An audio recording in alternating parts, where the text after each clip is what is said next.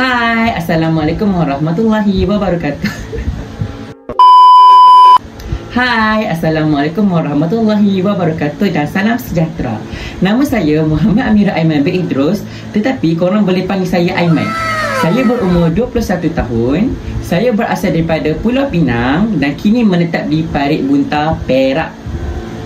Saya merupakan seorang lepasan diploma Bakery dan Pastry daripada College Vocational Sungai Petani 2. 3 sifat diri saya.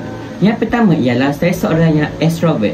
Extrovert ni bermaksud saya seorang yang rajin bercakap, terutamanya kepada lecturer, kepada kawan-kawan dan ibu bapa. So kau shut up. Kau shut up. Kau shut up. Jadi saya ada ramai kawan. Dan kawan-kawan saya suka bercakap dengan saya. Okey. That's suspicious.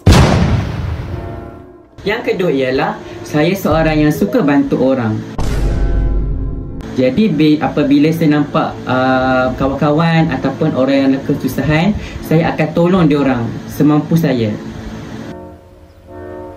Wait a minute. Who are you?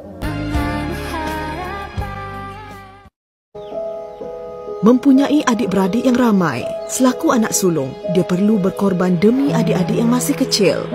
Tak kala ibu mencari rezeki. Dan yang ketiga ialah saya seorang yang sangat rajin. Iaitu saya sangat rajin dalam membuat assignment dan juga saya rajin dalam penglibatan aktiviti core curriculum seperti aktiviti pertandingan inovasi, pertandingan skill dan juga saya pernah menyertai sukan bola tampar.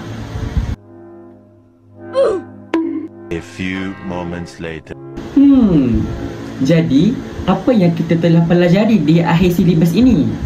Antaranya ialah yang pertama, kita dapat mengetahui pengenalan kepada hospitality dan pelancongan, dan yang kedua ialah kita dapat mengenal pasti operasi, fasiliti dan juga pengurusan di dalam food service.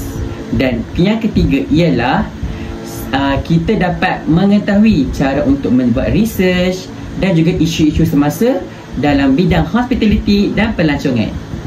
Jadi, tunggu apa lagi? Jom masuk UTHM sekarang. Bye!